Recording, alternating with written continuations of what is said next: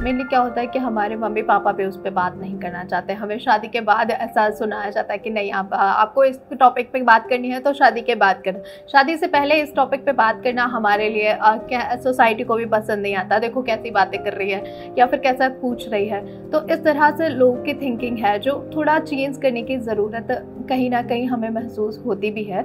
और हमारे जहाँ पे लड़कियों को मतलब उनका पीरियड सिस्टम शुरू हो जाता है, देन फिर आपको पैड खरीदने के लिए भी आप पापा से नहीं बोल सकते, आपको खुद जाना पड़ेगा मार्केट। अगर पैड लाना है तो वो ब्लैक पॉलीथिन में ही आना चाहिए। इस तरह की टेंडेंसी आप जितना भी बना के जो समाज चल रहा है हमारा, तो उससे कैसे हटाया जा सकता है और उससे कैसे हम लोग निपट रहे हैं कि आगे आने वाले के लोगों को किस तरह से मोटिवेट किया जाए कि हाँ ये सोशल कॉज है, इसे हटाना चाहिए। सबसे पहले तो आधे से ज़्यादा पुरुषों को ये पता ही नहीं है कि पीरियड्स क्यों होते हैं। अगर उन्हें ये पता चल जाए कि period itself is a blessing, ये एक ब्लेसिंग है जिससे माँ, एक लड़की को एक पावर मिलती है कि वो माँ बन सकती है, उसके यूट्रस की वॉल्स हैं जो हर महीने निकलती हैं। अगर ये चीज़ समझ में आ जाए पुरुषों को और सही से डिलीवर किया जाए तो उस बारे में गलत तरीके से और रैप करके और खुद खरीदने से भी नहीं परेशान होंगे।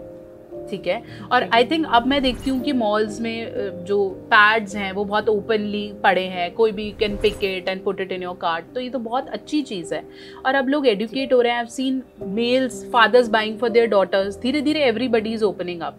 तो ज़रूरी है कि इसे rather than seeing at something to be ashamed for कि ये तो बहुत अजीब सी चीज़ है और ये हो गई अब छुपाना है, जितना आप इसे साइंटिफिकली मेडिकली सही तरीके से एडुकेट करेंगे उतना बेटर हो जाएगा। ठीक है, पहला स्टेप तो ये। दूसरा, अब जो ये हमें बताया ही नहीं जाता, शादी से पहले बात करने में भी लड़कियां क्या लड़कों को भी नहीं अलाउ है कि वो इस बारे में बात कर लें। तो ये बहुत स्ट्रेंज है। देयर आर सर्टेन पीपल जिन्हें लाइक सेक्स पता ही नहीं है एग्जैक्टली कैसे होता है। हाँ, उन्हें ये पता है मूवीज में देख के कि ऐसे पास आते हैं and something happens and then you get a baby and kiss happens, but exactly sex is so different and painful. जैसा हमें दिख रहा है वो वैसा नहीं होता है। कभी कभार अपने पार्टनर की नीड्स बहुत अलग होती हैं, वो बहुत एग्रेसिव होता है, कभी कभार वो करना ही नहीं चाहती होती, कभी कभार उन्हें डर होता है, मेल पार्टनर्स में कोई प्रॉब्लम होती है और लड़की को समझ ही नहीं आता कि ये चल क्या रहा है जी, ऐसा क्यों हो रहा है। ठीक है, मेरे साथ मेरे को ऐसे ट्रीट क्यों किया जाता है। ठीक है, या फिर पुरुषों को समझ में नहीं आता कि ये वाइफ मेरे साथ ऐसा क्यों कर रही है, वो बार बार मुझे ब्लेम क्यों करती है, वो बार बार मुझे दूर क्यों कर रही है, वो मना क्यों करती है। फिर वहाँ से ट्रस्ट इश्यूज स्टार्ट होते हैं कि शायद इसका बाहर है, ये ऐसे क्यों कर रहा है, और फिर वो मैरिज खराब हो जाती है। शादी से एक रात पहले आप किसी को कैसे प्लग एंड प्ले कर सकते हो कि अब तुम कर लेना। जी बिल्कुल। Talking about it is very important. Parents को जब आप किसी को ये डिसीजन देते हो ना कि अब हम तुम्हारे लिए लड़का देख रहे हैं या अब तुम देख लो, उसी समय से इस बारे में बात करनी ज़रूरी है। अगर आप सही तरीके से कम उम्र में ही बता देंगे तो इतना कोई मेजर इशू नहीं होगा।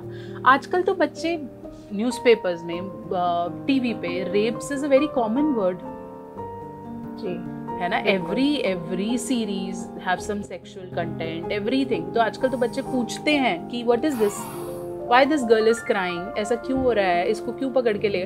तो वहाँ से ही आपको सिग्नल्स मिलते हैं कि इसे क्लियर करो। और जब बच्चों को पता है कि ये इसने कुछ गलत काम किया है और इसे पकड़ के लेके गए, वहीं आप उससे बताओगे कि गलत काम क्या है, फोर्सफुल सेक्स इज बैड, तो बच्चा वहीं से एडुकेट हो जाएगा। हम छुपाते हैं, हम चैनल स्विच करते हैं, हम बात नहीं करते हैं, हमें लगता है हमारे बच्चे को पता चल जाएगा एंड दैट इम्पैक्ट्स।